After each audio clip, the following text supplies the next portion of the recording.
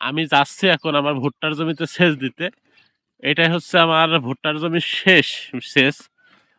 ঈদের হয়তো আজকে রোজা 14টা, ঈদের 4-5 দিন পরে ভুট্টা কাটবো। কিন্তু যাওয়ার পথে সুন্দর কিছু দৃশ্য, যেটা মনটাকে একদম কি করে দেয় জানি না, একটু দেখাই আপনাদের।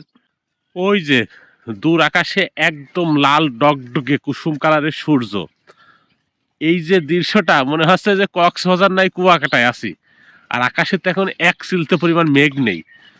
কতটা যে সুন্দর লাগছে এটা বলে হয়তো বোঝাতে পারবো না। দেখেন, অসাধারণ একটি দৃশ্য, মনোমুগ্ধকর।